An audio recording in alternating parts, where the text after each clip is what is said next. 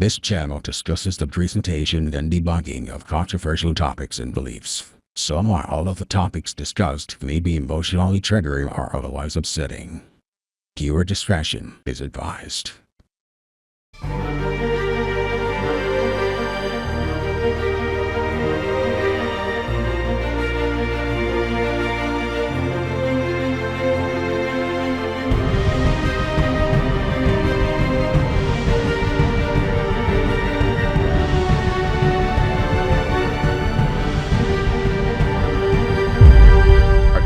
Involves one of the biggest law of attraction charlatans discussing her take on autism. This is from Dina on Facebook.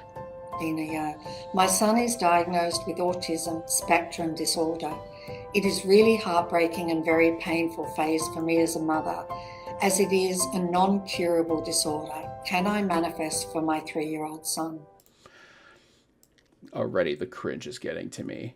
This is Rhonda Byrne, the woman who penned The Secret, which was how the law of attraction went from a fringe belief to mainstream almost overnight. She's among the worst of the worst and deserves none of the wealth that she's attained. And so I wanted to answer this in particular, Dana, because I understand exactly everything that you're feeling, because I have a daughter who developed a mental illness. And what specific one is that? Also, this is another thing I wanted to point out about. And a lot of organizations are guilty about it. In particular, Autism Speaks, is that they focus on the parents, but never the kids. Never the people with autism. It's always the parents. It's always the people that have to deal with the autistic kid. Never the person with autism itself. And that is one of the things that absolutely infuriates me, is that, is that the mainstream says that the parents of kids with autism are heroes. Well, what about us? What about us? What are we, chopped liver? What are we? Are we just here to be your stepping stone to heroism? If that's the case, fuck you. And for many, many years, I suffered so much. Well, what about her? Why aren't you talking about her? Let's get your daughter up here. Why are you talking about your perspective when really we should be talking about her? She's the one suffering from it. Trying to save her, trying to fix her, And knowing Rhonda, I fear for her child when she mentions the ways that she supposedly fixed her. Do everything that I possibly could to try and change. It's also interesting that she doesn't discuss the specific mental disorder in question. What is it, Rhonda? Is it autism? Or is it something else? Change what was happening with her. And in wanting to change what was happening with her, that's what made me suffer. And then I just realized this one day, I just had this incredible epiphany about it, that who am I to say that she's not living the perfect life just as she is right now? You know, that sounds like a very positive thing to think about, but you also have to realize that people with autism suffer out there. A lot of people are born I wager that kids with autism are born with targets on their back. Not all of us get the privileged life that Rhonda Byrne has right now. When I say she's rich, she is rich.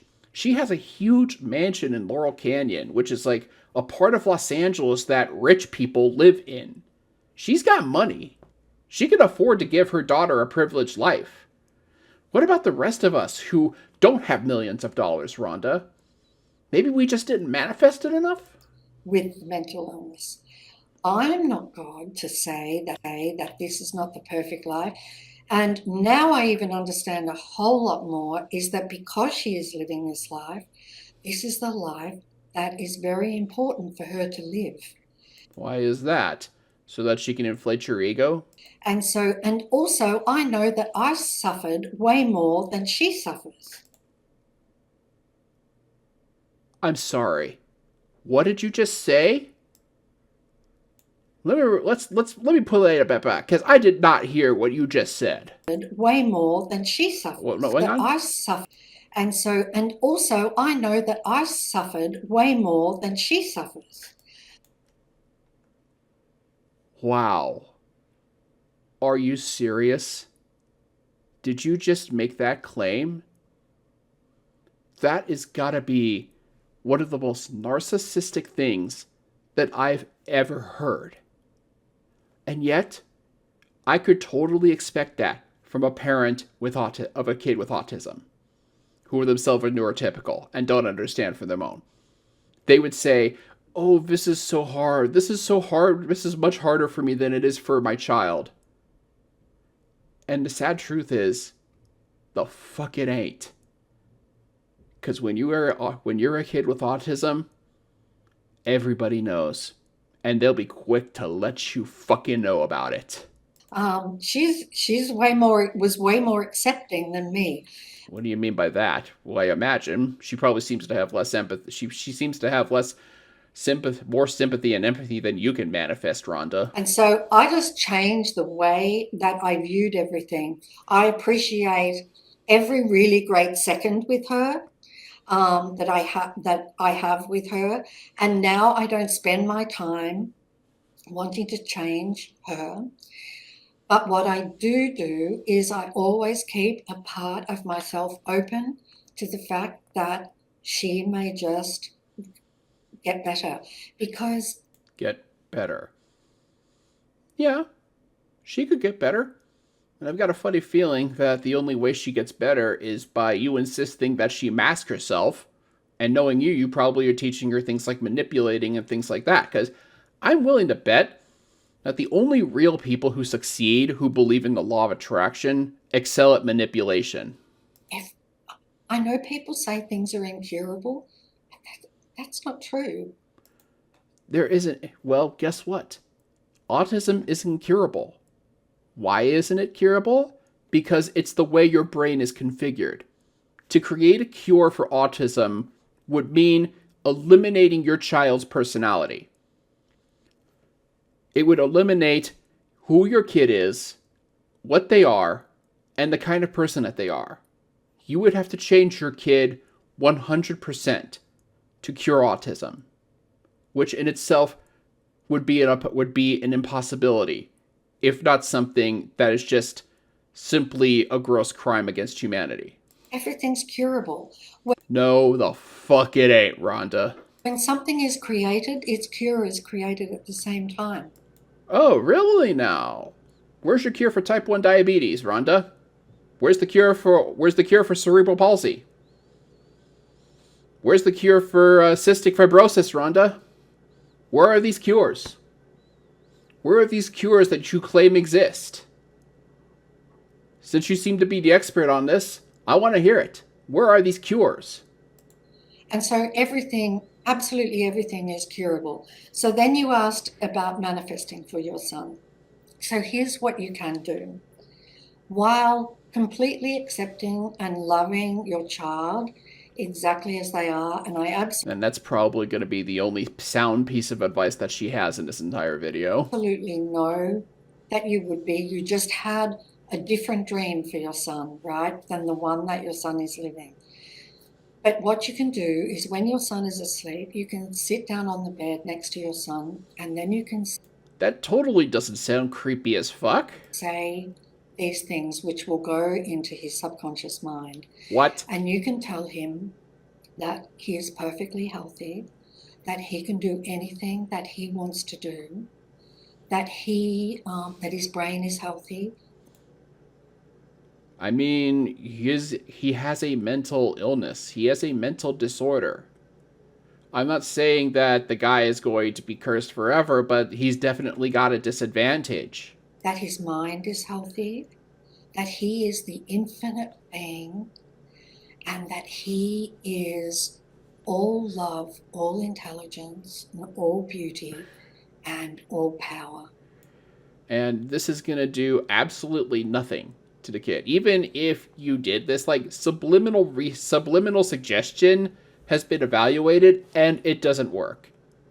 Not to mention, if I'm asleep, the last person, I would not want anybody to sneak up, sit on my bed, and start whispering shit. That just sounds absolutely scary, even if it was my parents.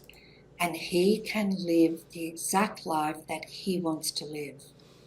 And so you can just speak to him in that way, and while he's asleep, all of that will go into his subconscious mind. And that is the way that you can help him. Now, he is creating his own life. That is in his hands. However, I love that little line that she said. He is creating his own life. Because that could very easily be used against him. Want to know why? Well, I'll give you an example. Autistic people tend to be bullied a lot more than neurotypicals. If this kid is being constantly bullied in his life, this is all part of the reality that he's created, according to Rhonda Byrne. And therein is the law of attraction's sick victim-blaming mentality. if he wants to create something differently, if he wants things to be different, then all of your words will help him enormously. And all I can say is my heart goes out to you as a mother. I know how challenging it is, but this is, look, for me, my daughter, with all of the difficulties that I've been through with my daughter and the hardships, she's been the greatest gift in my life, because I've realized so many things. And for a start, In so many ways you can exploit her, it seems. there would have been no secret, because she's the one that handed me a book that was written in 1910 that had me discover. Oh, I love the little small ad on the upper right too. The Science of Getting Rich by it's Wallace Wattles. The science. Wallace Wattles was actually one of the first law of attraction writers back in the 1800s. We may or may not cover his book at some point because because I believe it's public domain and I can trash it as much as I wish. But Wallace Wattles was one of the first law of attraction writers out of the New Thought movement of the 1800s. Like Rhonda Byrne would try to claim that the law of attraction is a product of the Orient or Eastern thought. None of that could be the case. Absolutely none of that is true. The law of attraction has more ties to Christianity and Calvinism than it does any form of Eastern thinking. But they downplay all of that because they don't want to think about the Christian origins. They want to play up all this weird mystical New Age energy that has nothing that Christianity would condemn. Kind of wonder if one day Catherine Crick and Rhonda Byrne would meet and have a huge argument somewhere in Beverly Hills. They both live in LA. It could happen. The secret. So yes, all is well, Dina, even when it doesn't appear as though it is. So all is well, even when it isn't well. That makes literally no sense. And the video is now concluding with, "May the greatest secret free you from all suffering and bring you everlasting happiness." As if this entire video came up to one dang thing, and that was just an ad for The Greatest Secret, which I guess at the time had just been published. If you want to know what The Greatest Secret is by Rhonda Byrne, just read The Secret. It's the same damn book. She actually somehow managed to print the same book 5 times with different names. I don't know whether it's just because Rhonda Byrne is a marketing genius, or people who buy those things are legitimately dumb.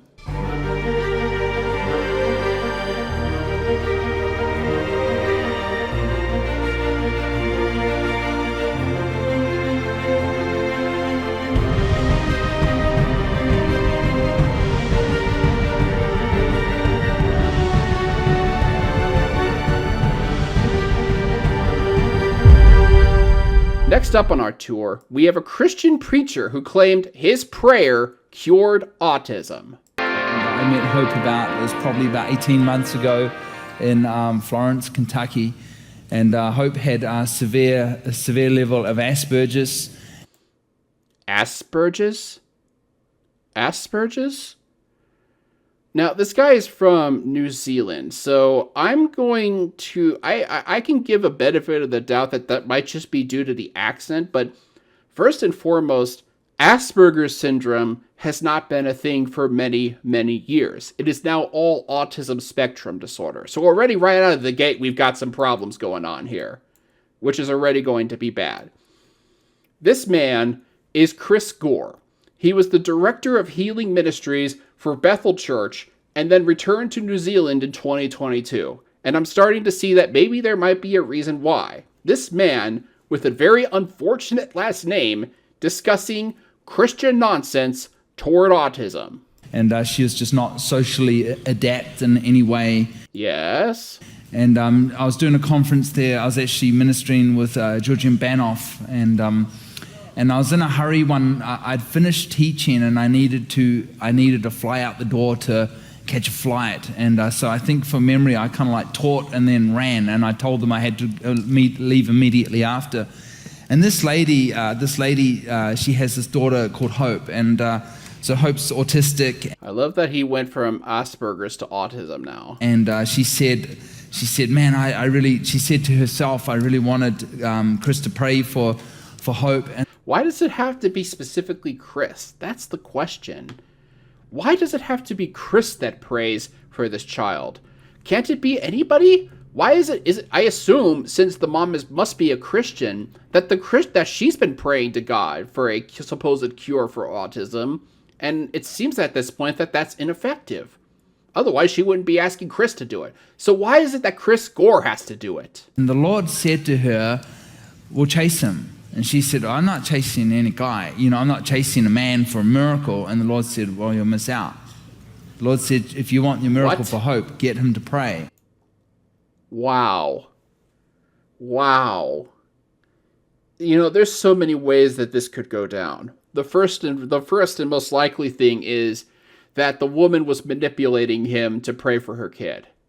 The second way is that this woman was somehow so deluded to say that only this person can cure your kid by praying for him, which in itself is incredibly awful. And the third assumes God actually exists, which means that God is so narcissistic and so manipulative that he insists the only way he's going to cure this child is if she rushes Chris Gore and insists that he and only he pray to him. Any way you look at it, this is an awful thing. And so she ran out, and I had my bag in my hand, and I'm just ready to jump in the van to get taken to the airport. And she said, Chris, could you please pray for me? And I said, I'm sure. And I put the bag down, and I said, look, I'm in a real hurry, so I'm gonna release something on you. I just put my hands on her, and she told me her daughter's name was Hope, and I said, I just released peace. I just released peace. Kaboom! I said I released the shalom of heaven into Hope right now in Jesus. The shalom of heaven. Shalom of heaven. Shalom is a Hebrew term. It's basically the Hebrew version of hello or hi or something like that, or au revoir. So why does that even factor into this mess? His name. And that was about it. I said, bless you, gotta go. I said, go home and lay your hands on your daughter and release that. Now, shalom in the original language means the spirit that destroys chaos. What? Let's look that up, because I think that's bullshit. Destroys chaos. There are only a few things that come up, and they're all Christian. The first thing that comes up is the Bethel Church talking about how Chris Gore unpacks to live in shalom peace. Then there's a couple by someone named Jane Hammond, which also talks about shalom peace, and the disruptive power of shalom by the blog of someone named Christian Serdan or something like that. Let me look further into this. Oh, the blog was deleted. The entire thing was deleted. Why is that still in Google? That's fucked up. But in any event, this doesn't sound like something that came from any form of actual Jewish mythos or even the Hebrew language. It just sounds like something that he pulled out of his ass. So, yeah. Already we're going places with this guy. I might refer this guy to Telltale for that. So she went home and she laid hands on Hope. And I believe that Hope I think she was asleep at the time.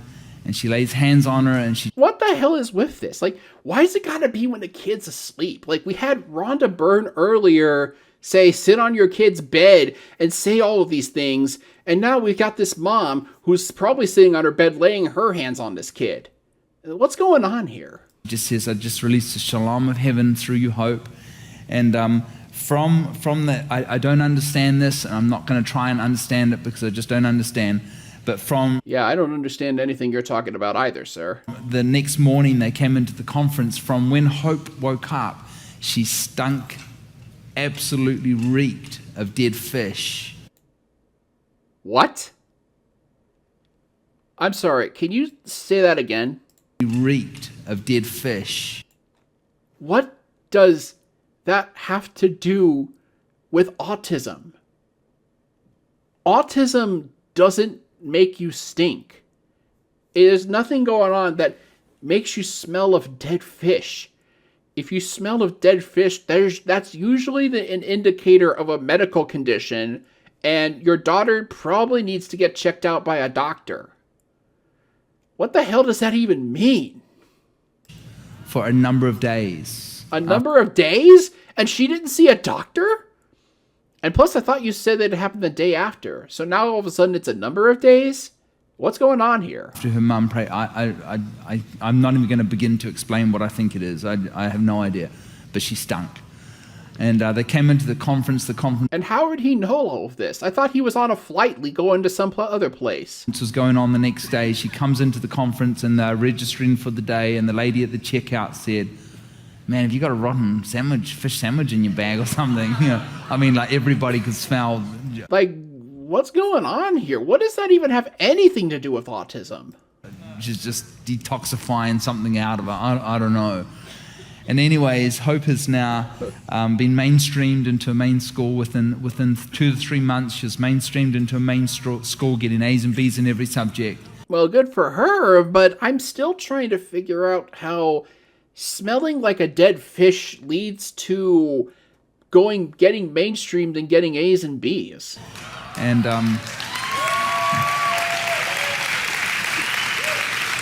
Hope was incredibly dysfunctional in relationships, and incredibly scared of the rain, and a lot of things that can be true with autistic people. I'm going to go ahead and make a comment here by the Piggy Princess BB. For one, yes, I'm actually interacting during a recording, who said, I was taught demons stunk in the Pentecostal church. And if we think that in, maybe that makes a little bit more sense. And that's also really scary, because what people might think is a demonic infestation or something is really just, you need to see a doctor quick before that yeast infection gets worse. Thunder. And when it would thunder, she would go under her sheets in her bed and hide under. There's nothing wrong with being afraid of thunder. I hate thunder. I don't like it. I used to be afraid of it. Now I just don't like it. Bed for 5 to 6 hours at a time and just not come out, just not connect with anybody. And little by little, the mother kept emailing me because she noticed that things had changed. And one day she had this tremendous rainstorm. I mean, I'm starting to feel like that he just pulled the story out of nowhere, because a lot of it doesn't make sense. They'd moved to Kansas in the meantime, and when she's in Kansas, had this tremendous rainstorm, and Hope came out of her bedroom, and she opened the front door, and she watches the rain, and she goes, I used to be scared of this, I don't know why. And she's watching it, and then there's this flash of... It could be just the texture, of having the feeling on it. With autism, you get a lot of texture problems, and having little trickles of things on your skin hitting you, that can't feel good. Lightning. And she said, that used to scare me as well. I don't know why. It's all over in a second. And this story just seems so fucking perfect. It's literally the Christian version of what we just heard in the last story. And they had a babysitter come in one night to look after the kids, and the babysitter was not that familiar with the family. And when they came home, the mother said to the babysitter, if we were to tell you that one of our kids had been severely autistic, which one would it be? And they guessed the wrong one. That might not necessarily be a good thing, sir. And I tell you, I got such a heart to see autism fall. I hate autism. You know what? I don't like it either, but you know what? I live with it. It is not from God. Really now? But God created everything. God gave all these things to challenge and test us, right? Then that implies that God did give this child autism. The child is a gift from God. The condition is not. Let's not mix the two. Prove it. Right now. How do you know what is and is not God? Who are you to think, assuming God exists, because I don't think he does, who are you to claim that you know the inner workings of God so innately that you know what is his work and what isn't? Who are you to be so bold as to claim that? Because that's blasphemy. That's arguably heresy. Right? The child is a gift from God without question, but the autism is not. And I want to see autism come to an end. Thank you for cutting out right then and there, because I don't think I could have tolerated that any further. No, autism is not a disease. Autism is something that you are. You are autism. My personality, I don't want to say that it is entirely autism, but it is what has helped make me into the person that I am, for better or for worse. It is not the product of demons. It is not the product of Satan. It is not the product of karmic release. It is just simply the way your brain is built. And to say anything otherwise does nothing more than hurt the people with autism.